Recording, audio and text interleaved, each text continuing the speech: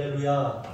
하나님께서 오늘 이 거룩하고 복된 날에도 저와 여러분과 함께 하시는 줄로 믿습니다. 하나님의 전을 찾은 여러분에게 하나님의 은혜와 평강이 함께 하시기를 주님의 이름으로 축복합니다. 자, 오늘은 살아나시는 이로 말미암아라고 하는 제목으로 하나님의 말씀을 전하겠습니다. 자, 사단은 성도의 구원을 절대로 무효로 만들 수 없음을 여러분 기억하시기 바랍니다. 31절에 보시면 하나님께서 우리에게 구원을 절대적인 하나님의 은혜로 베풀어 주셨어요. 이 구원의 은혜는 한번 받으면 절대로 빼앗기거나 잃어버리는 일이 없는 것입니다. 구원받은 하나님의 자녀, 예수 그리스도의 십자가 공로를 통해서 맺어진 하나님을 아버지라고 부를 수 있는 하나님의 자녀가 된 이 구원은 절대로 빼앗기지 않은 걸 여러분 깨달으시기를 바랍니다. 하나님께서는 우리를 구원하시기로 정하셨어요. 하나님께서는 우리를 부르셨어요. 하나님이 우리를 의롭다고 하셨어요.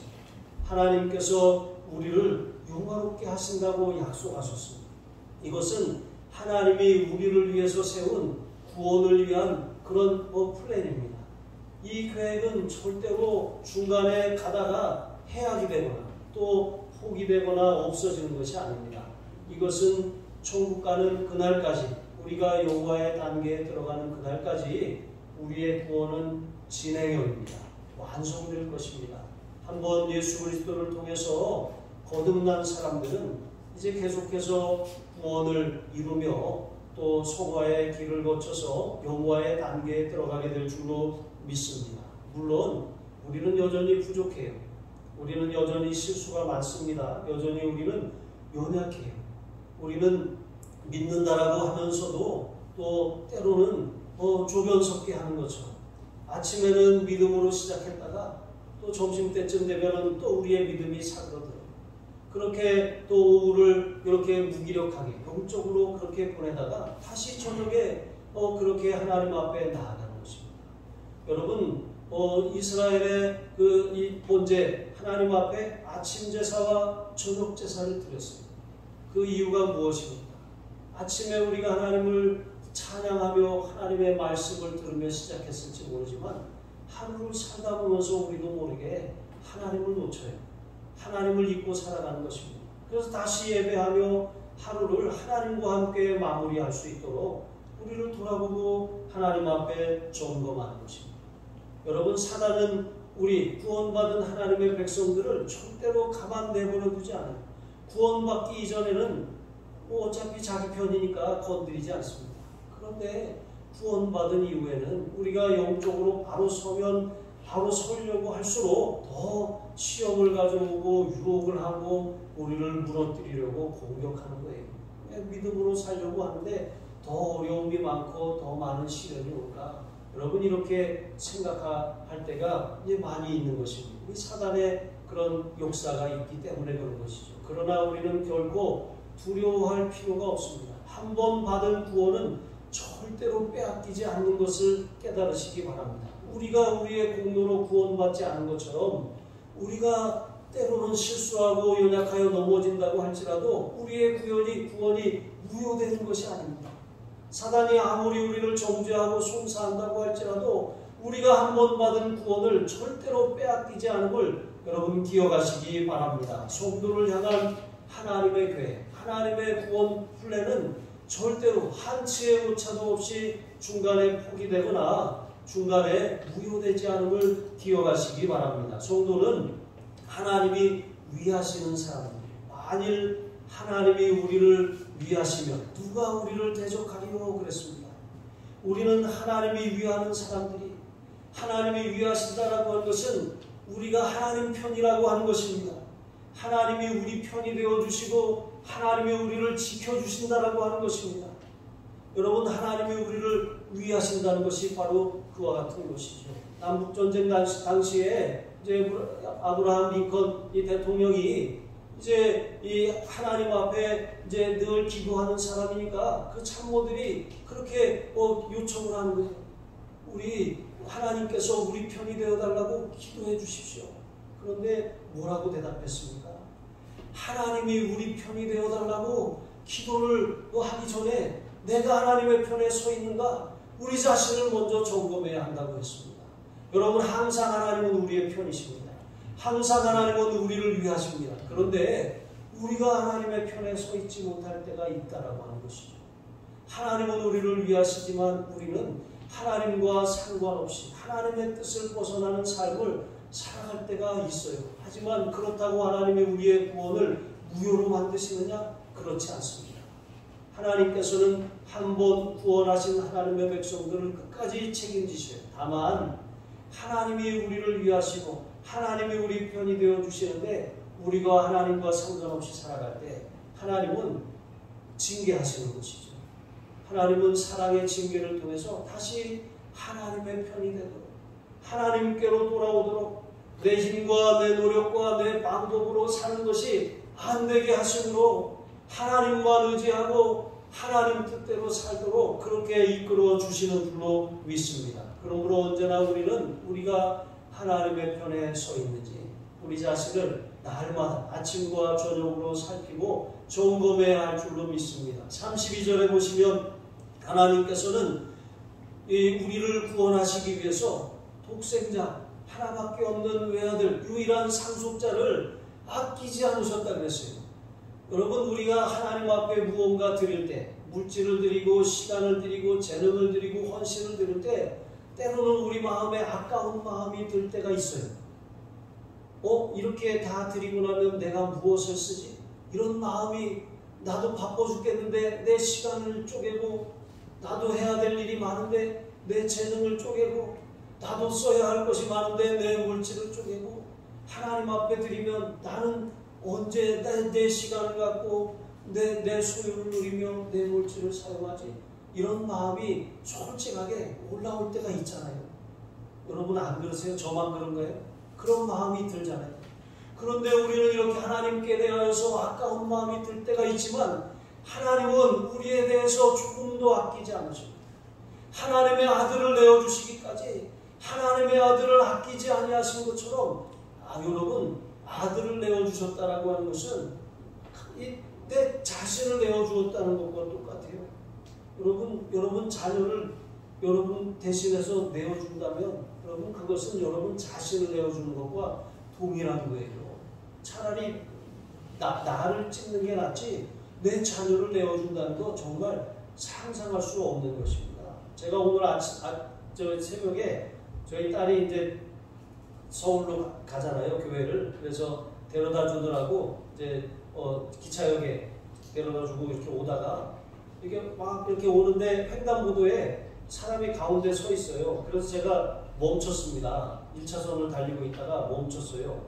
그런데 그분이 이렇게 제가 멈추는 걸 보고 이렇게 인사를 뻑뻑 하더니 건너가시는데 그냥 천천히 건너가셔야 되는데 갑자기 막 뛰기 시작하는 거예요. 막 뛰는데 제 옆에 차선에서 차가 제가 서 있으면 서야 되잖아요.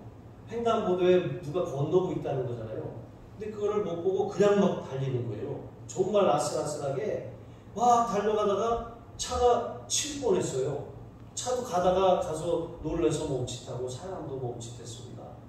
순간적으로 그런 일을 눈앞에서 이렇게 보면서 사람이 사고를 당하는 것은 순간이고 찰나구나. 정말 한순간도 하나님이 우리를 지켜주시지 않는다면 우리의 생명도 우리의 것이라고 할 수 없고 우리는 정말 하나님 앞에 아무것도 주장할 수 있는 것이 없구나. 근데 여러분 정말 우리의 생명 하나님께서는 우리의 생명을 구원하시기 위해서 아들의 생명을 내어주셨어요. 아들의 생명조차도 아끼지 않으셨습니다. 우리가 그토록 소중하게 여기는 그 생명 그것을 살리기 위해서 하나님이 우리를 위해 아끼지 않으셨다라고 하는 거예요. 자, 하나님이 아들을 아끼지 않으셨다라고 하는 것은 다른 것도 아끼시지 않는다는 거예요. 그 어떤 것도 하나님은 구원받은 우리 하나님의 자녀들을 위해서 어떤 것도 은사로 주신다는 거예요.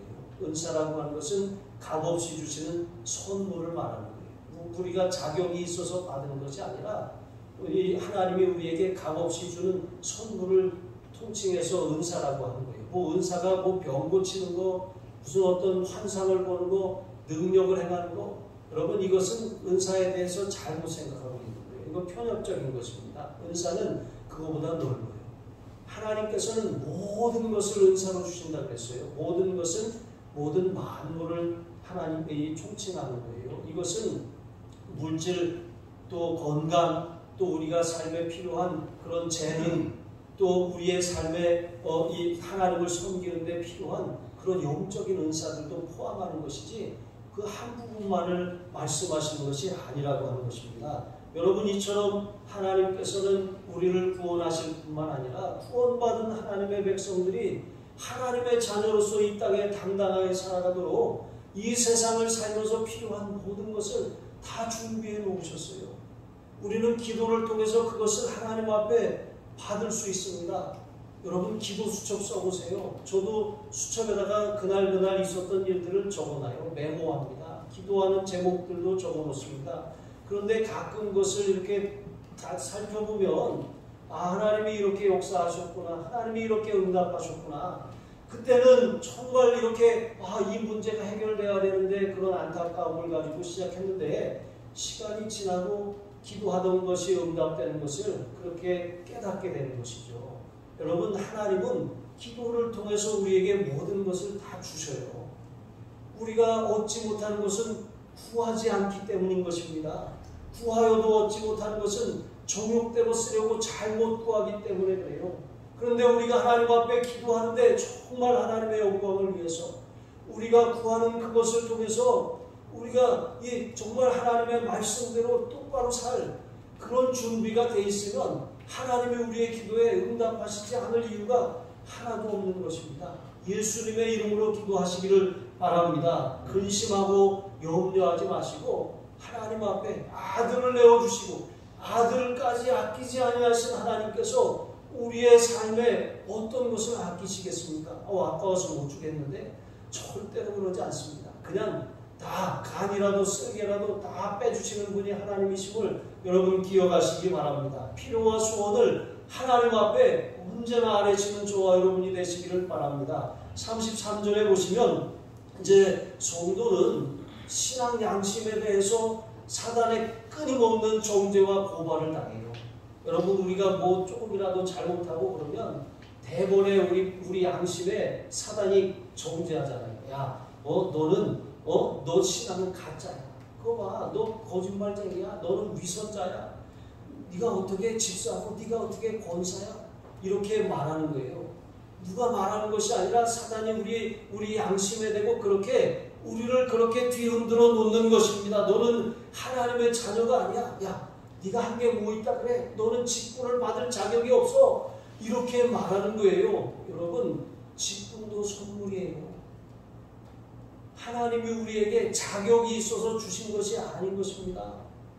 충성하라고 주신 거예요. 헌신하라고 주신 것이지 우리가 뭐 잘나거나 어떤 자격이 있어서 허락하신 것이 아닙니다. 모든 것을 은혜로 은사로 값없이 주신 거예요. 값없이 은혜로 받았다라고 하는 사실을 깨달은 사람들은 하나님이 값없이 주셨는데 그 은혜가 너무 감사해서 자원하는 마음으로 섬기고 봉사하지 않겠습니까? 그런데 만약에 내가 무슨 자격증을 따듯이 내 노력이나 내 공로를 통해서 그걸 땄다. 어떤 분들은 내가 집사 땄어, 권사 땄어 이렇게 말하는 분이 실제로 계시더라고요. 그런데 그렇지 않아요. 내가 노력해서 딴 자격증이 아닙니다. 나는 자격이 없어요. 여러분 어떤 목사님이 그런 고백을 하는 걸 들은 적이 있어요. 여러분 저는 목사가 될 자격이 없는 사람이에요. 그런데 하나님이 저 같은 사람을 목사를 왜 시켰을까 고민하고 곰곰이 생각해 봤는데 그 이유를 깨달았어요. 제가 목사가 안 됐다면 신앙생활을 똑바로 안 할 것 같으니까 하나님이 어쩔 수 없이 신앙생활 똑바로 하라고 목사를 시키신 것 같다고. 그런데 그 말을 들어보니까 그 말이 맞는 것 같아요. 여러분 저런 사람이 아니고 저런 인간이 사람이면 저런 인간이 어떻게 목사가 됐을까? 여러분 가끔 이런 분들 있잖아요. 그런데 그나마 목사가 됐으니까 그만한 거예요. 저런 인간을 어떻게 장로를 시켰을까? 그나마 장로를 시켰으니까 그만한 거예요. 여러분 악의 도구로 세움받지 않고 하나님의 도구로 세움받았다라고 하는 게 축복입니다. 은혜입니다. 이것은 어떤 자격이 아니라 하나님이 값없이 우리에게 주신 선물이에요. 그것을 깨달은 사람은 충성할 수밖에 없는 것입니다. 그래, 아무 자격도 없는 나에게 은혜로 이 선물을, 직분을 맡기셨으니까 내가 그 은혜에 보답하는 마음으로, 그래, 내 몸이라도 드려야겠다, 시간이라도 드려야 되겠다, 이렇게 하나님 앞에 드리지 않겠습니까? 자, 이렇게 마귀는 우리를 정죄하지만 하나님은 우리의 삶에 대해서, 우리가 예수님을 영접한 순간 통치자가 바뀌었다 그랬잖아요. 마귀가 우리를 죄나 사망 권세로 지배하는 그 지배권을 상실해버렸어요. 우리의 지배권은 이제 그리스도께 이양되었습니다. 여러분, 홍콩이라고 하는 나라, 영국의 그런 영국의 속주였다가 중국으로 넘어가고 나서 막 난리가 났었잖아요. 국가보안법을 강력하게 적용해서 이 반체제 인사들을 중국으로 소환하고 이렇게 한다 그래서 난리가 났었잖아요. 여러분, 이와 같이 이 통치권이 바뀐다라고 하는 것은 엄청난 그런 변화가 나타나는 거예요. 우리도 죄와 사망의 권세를 쥐고 있는 마귀의 종노릇하고 마귀가 우리를 지배할 때는 우리가 어쩔 수 없었어요. 어떤 사람이 그러잖아요. 어떤 끔찍한 일을 저지르고 왜 그런 일을 하셨습니까? 그러면 그러잖아요. 잘 모르겠습니다. 뭐가 씌었던 것 같습니다. 여러분, 그 말이 맞아요.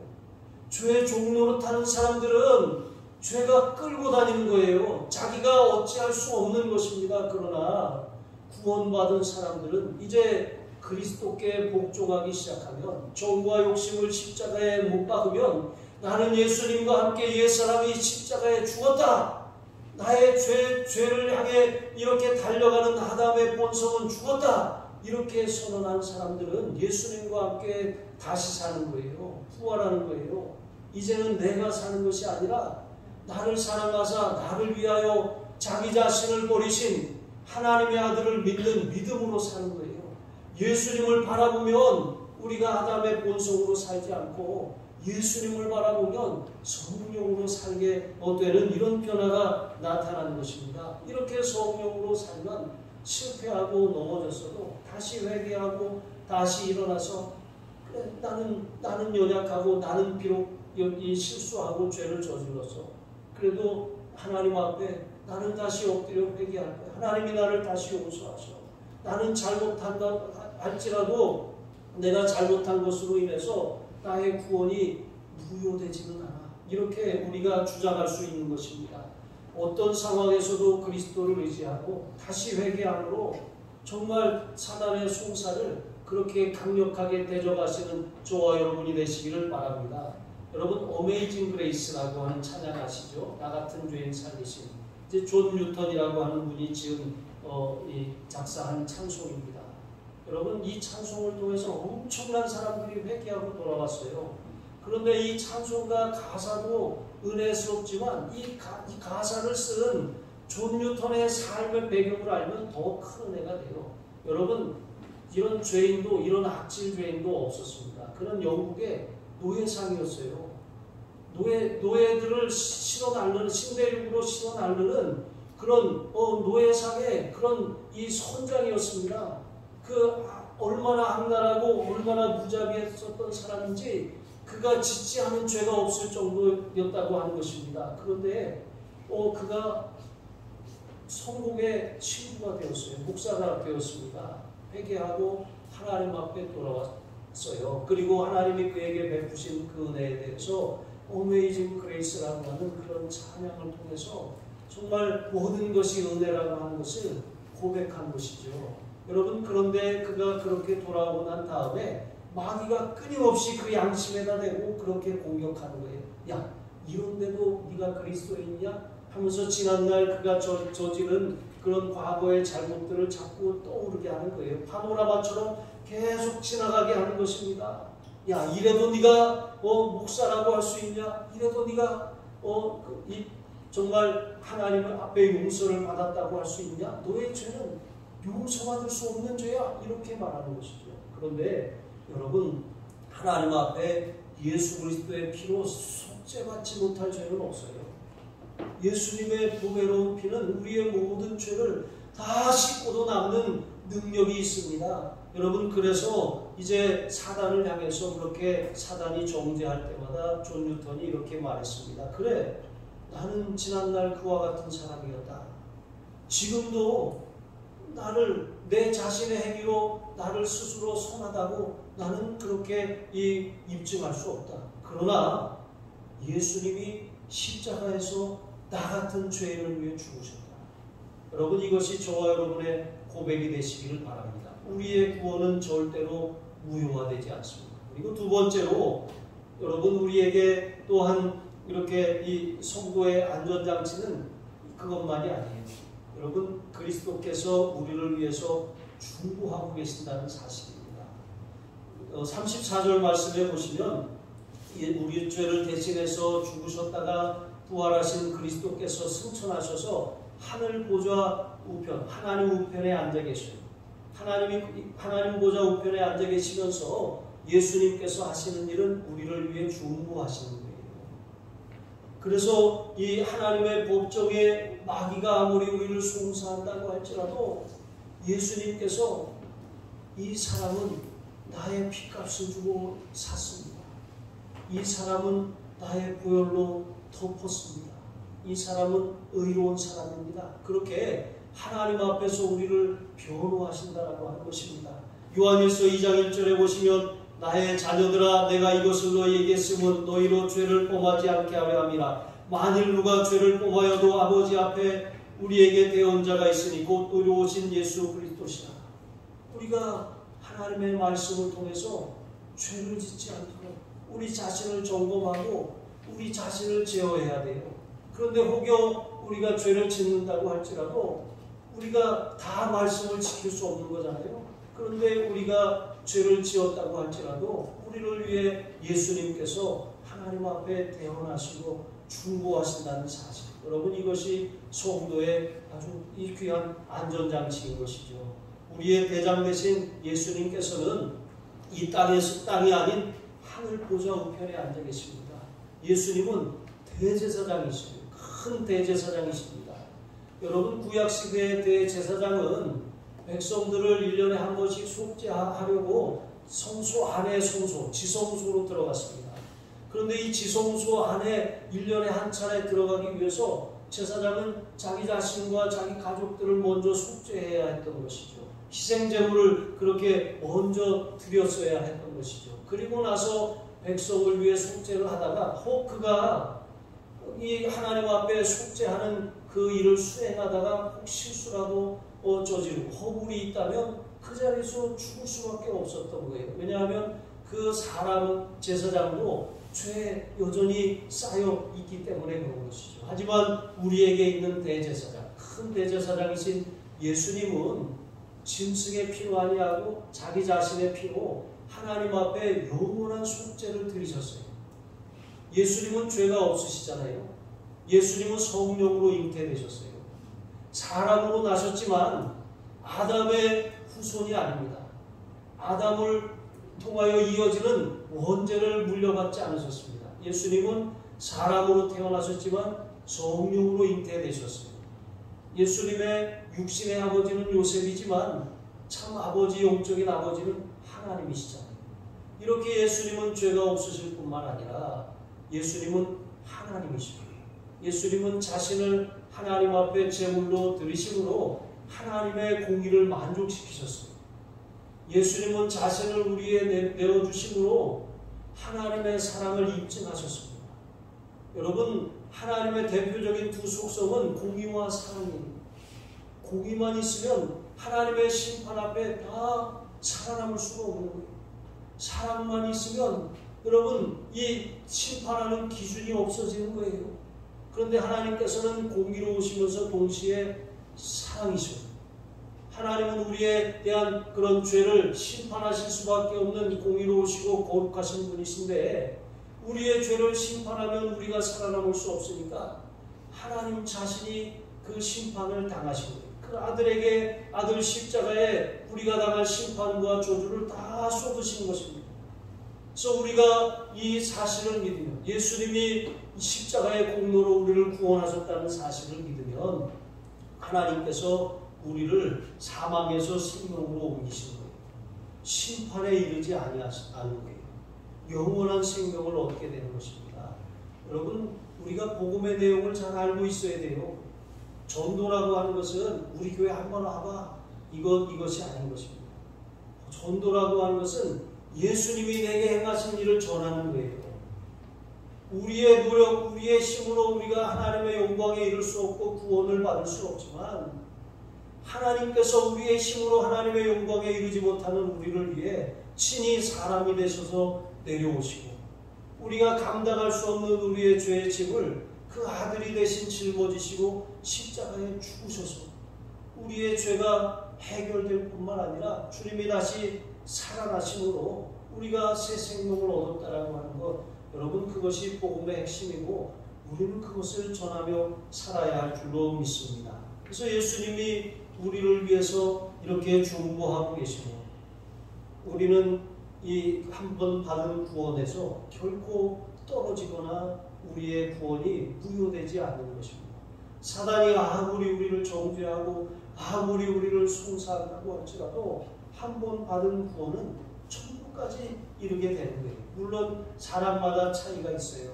어떤 사람은 성화의 단계에서 이제 어린아이와 같이 갓 태어난 사람도 있어요. 어떤 사람은 청년의 그런 모습도 있어요. 어떤 사람은 장성하여 다른 사람을 이끌어주는 사람도 있어요. 그래서 어떤 분이 교회는 목욕탕과 같다 그랬습니다. 목욕탕에 가면 옷을 벗잖아요. 옷을 벗는 것은 마치 우리가 세상을 다 내려놓는 것과 같아요. 정과 욕심을 다 내려놓는 것 같아요. 그리고 때를 맡기잖아요. 때를 이렇게 맡기는 것처럼 이 처음에 들어가면 이제 몸부터 풀리잖아요. 몸 풀리고 그 다음에 때를 맡기잖아요. 근데 언제 목욕탕을 갔었는지 기억도 안 나요. 코로나 때문에 목욕탕에 안 간 지가 한 1년도 더 된 것 같아요. 자, 어쨌든 이와 같이 어떤 사람은 목욕탕에 갓 들어온 사람도 있고 어떤 사람은 이미 몸을 불린 사람도 있고 어떤 사람은 때를 다 맡긴 사람도 있고 어떤 사람은 수건으로 몸을 닦는 사람도 있어요. 이것처럼 교회도 그래요. 아, 교회 왜 저렇게 문제가 많아? 아, 목욕탕에 들어온 지 얼마 안 된 사람이 있어서 그래요. 아, 이 모든 사람이 다 성자가 아닌 것입니다. 우리가 그만큼 연약하고 과정 중에 있는 사람들입니다. 그럼에도 불구하고 한 번 받은 구원은 절대로 무효되지 않는다는 것입니다. 하나님께서 이제 종종 이 특별한 일들을 이루시기 위해서 중보자를 사용하셔요.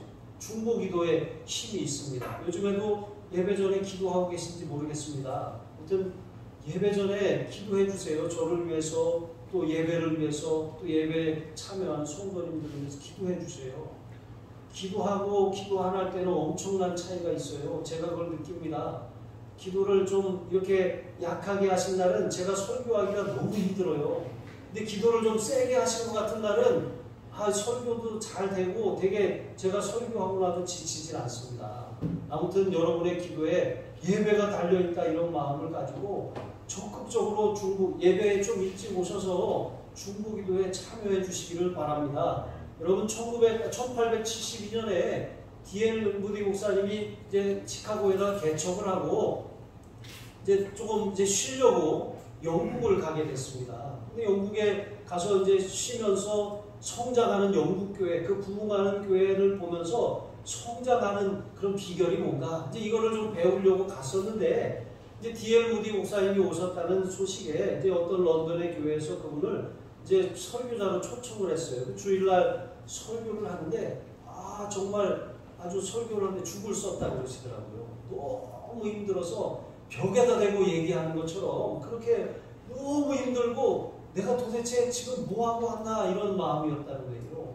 그런데 그렇게 이 은혜도 없고 죽은 사람들과 내가 공동묘지에 앉아서 설교하고 있나 이런 마음으로 그렇게 이제 돌아왔는데 저녁에 또 설교를 그 교회에서 해야 되는 상황이에요. 그런데 그 교회에 참석했던 한 자매가 집에 돌아가서 이제 병약해서 이렇게 누워있는 자기 동생한테 말하는 거예요.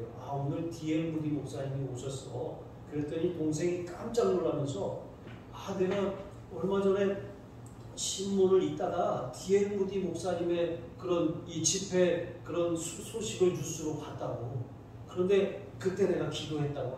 우리 D.L. 무디 목사님이 런던에 우리 교회에 와서 설교해 주셨으면 좋겠다고 하는 마음으로 기도했다고. 그런데 그 목사님이 정말 오셨냐고 그랬다고. 저녁에도 설교하신다고. 그러면 언니 나가고 방에 들어오지 말고 음식도 넣지 말고 문 잠그라고. 내가 금식하면서 저녁 때까지 기도할 거야. 그분이 그렇게 기도했습니다. 그런데 정말 저녁 예배 때가 됐는데 엄청난 사람들이 몰려들어요.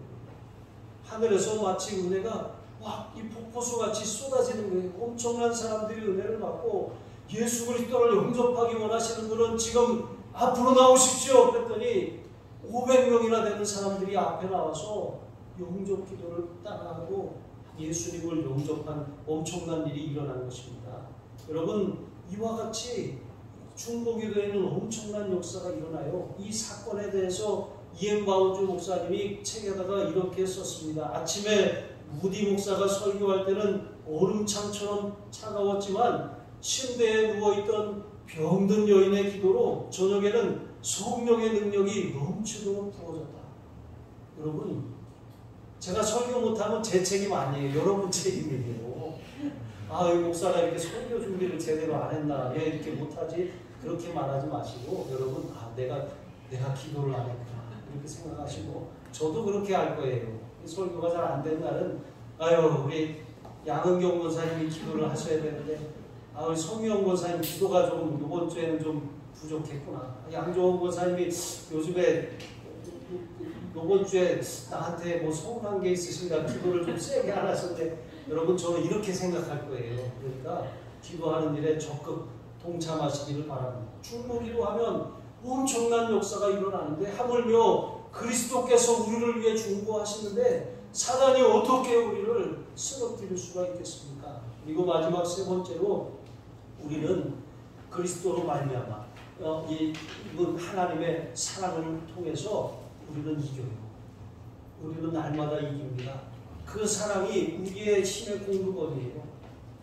여러분, 우리가 이 관계도 마찬가지잖아요. 서로 관계에서 애정이 식어지고 사랑이 식어지면 서로가 이렇게 복이 되는 관계가 되는 게 아니라 짐이 되는 거예요. 서로 부모, 자식도 마찬가지잖아요. 사랑이 식어지면 이게 왜 이 혹 같고 짐 같고 그런 생각이 드는 거예요. 그런데 거기 사랑이 부어지면 여러분 그 관계가 복의 관계가 되는 것 아니겠습니까? 마찬가지로 우리가 정말 하나님 앞에 이 하나님의 사랑을 가지고 살면, 그리스도로 말미암아 우리에게 베풀어 주신 그 사랑을 힘입어서 살면 우리가 지칠 이유가 없어요. 낙심하거나 주저앉았다가도 그 사랑의 힘으로 다시 일어나는 것입니다. 여러분, 자녀들 학교 보내고 새벽밥 먹이고 그럴 때 무슨 힘으로 일어나셨어요? 나는 안 먹어도 사랑의 힘으로 그렇게 하신 것 아니겠습니까? 여러분, 이와 같이 사랑의 힘은 엄청나요. 하물며 아들을 내어주신, 십자가에서 자기 아들을 아끼지 아니하시고 내려주신 그 하나님의 사랑, 여러분, 그 사랑이 우리의 마음을 점령하면 우리는 힘들지 않는 거예요. 지치지 않는 것입니다. 시험 들 일이 뭐가 있어요? 여러분, 왜 우리가 관계에 있어서 왜 다투고 삐집니까?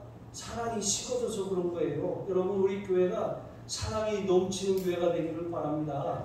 하늘 사랑 교회잖아요. 그냥 보통 사랑도 아니고 하늘 사랑이잖아요. 우리가 사랑이 없으면 사랑 떼버려야 돼요. 하늘 교회라고 해야 돼요.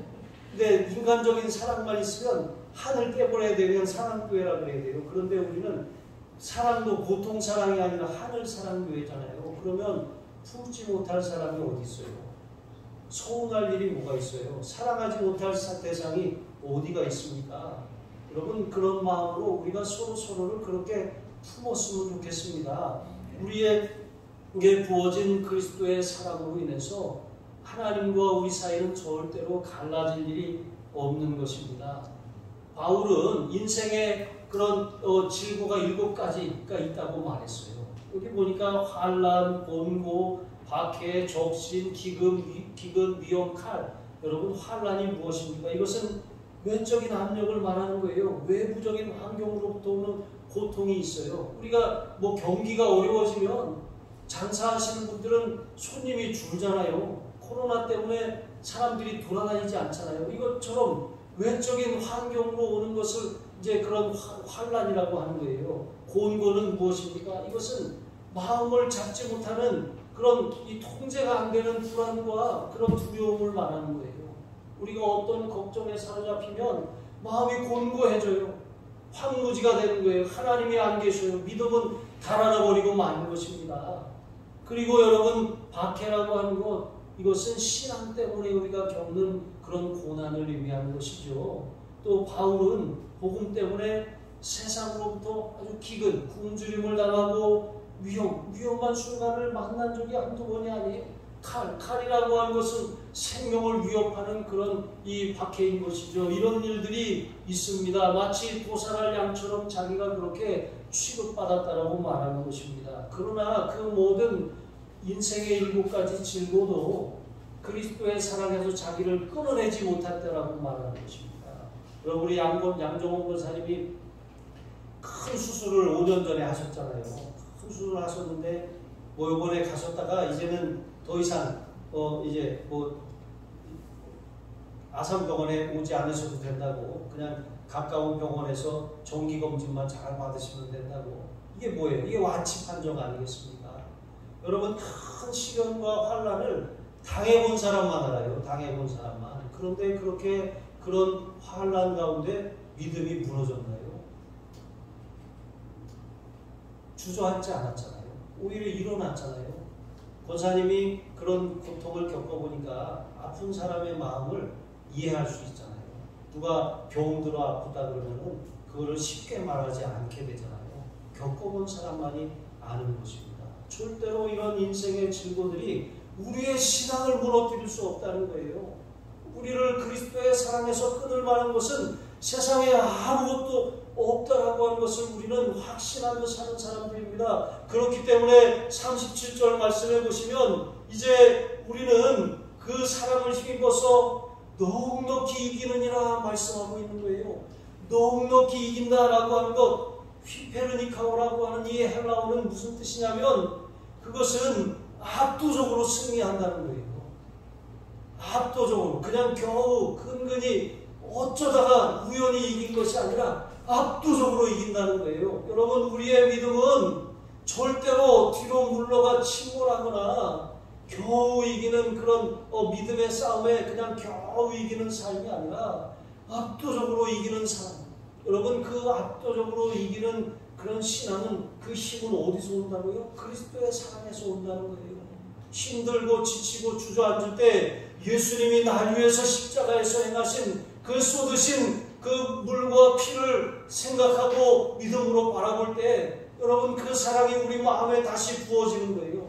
고난도 이기고 질고도 이기고 환난도 이기고 핍박도 이기고 어떤 어려움도 넉넉히 이긴다는 거예요. 압도적으로 이겨나간다는 거예요. 여러분, 코로나도 여러분, 우리 하늘사랑교회 성도님들 압도적으로 이길 줄로 믿습니다. 경제적인 위기도 압도적으로 이길 줄로 믿습니다. 여러분, 사업하시는 분들 사업도 압도적으로 성공하게 되실 줄로 믿습니다. 여러분, 직장생활도 압도적으로 잘하고 형통하실 줄로 믿습니다. 우리 이 자녀들도 학교 이 성적도 그냥 뭐 도토리 키재기가 아니라 아주 2등이 따라올 수 없을 정도로 압도적으로 그렇게 1등하기를 주님의 이름으로 축복합니다. 여러분의 자녀들의 재능과 실력이 그리스도로 말미암아 그 사랑을 힘입어서 그 사랑에 붙어 있을 때 압도적으로 이기는 그런 삶이 되길 주님의 이름으로 축복합니다. 여러분, 5년 건축 비전 씨앗 헌금을 드리잖아요. 여러분, 거기다가 이제 통장에다가 보내는 분 1,000원도 보내고 2,000원도 보내고 10,000원도 보내고 보내는데 이름이 통장에 새겨지잖아요. 여러분, 이름이 새겨질 때 그것은 작은 씨앗이지만 하나님이 그것을 기억하셔요. 5년 뒤에 우리 교회가 세워지고 5년 뒤에 우리 가정이 세워지고 5년 뒤에 우리의 사업이 세워지고 우리 자녀들이 놀랍게 세워지고 탁월하게 압도적으로 쓰임받는 것을 믿음으로 바라보면서 그렇게 우리가 참여하는 것 아니겠습니까? 여러분, 이와 같이 이제 하나님께서 그리스도의 사랑에서 우리를 끊을 수 있는 것이 세상에 아무것도, 하늘에도 없고 땅에도 없고 또 땅속에도 없고 세상에도 없고 7가지 그런 인생의 질고도 우리를 끊지 못하고 그 어떤 것도 하나님의 사랑에서 끊을 수 있는 것이 없음을 여러분 기억하시고 날마다 그 사랑에 매여서 그 사랑에 여러분 감사하는 그 사랑에 붙들려 살아가시는 저와 여러분이 되시길 주님의 이름으로 축복합니다. 기도하시겠습니다. 하나님 아버지, 하나님께서 의롭다 하신 성도를 사단이 결코 정죄할 수 없습니다. 독생자를 내어주시고 아끼지 아니하시고 내어주신 하나님의 사랑이 항상 우리를 일으켜 세우실 뿐만 아니라 압도적으로 넉넉히 이기게 하시는 줄로 믿습니다. 때로는 정말 우리가 넘어질지라도 하늘 보좌 우편에 앉아 계시면서 우리를 위해 중보하시는 예수님이 우리를 다시 일으켜 세워주시는 줄로 믿습니다. 언제나 주님의 그 사랑을 힘입어서 넉넉히 압도적으로 이기는 삶을 주님 오시는 그날까지 걸어가는 우리 하늘 가족들이 될 수 있도록 은혜를 베풀어 주시옵소서. 감사하며 축복하며 예수님의 이름으로 기도합니다. 아멘.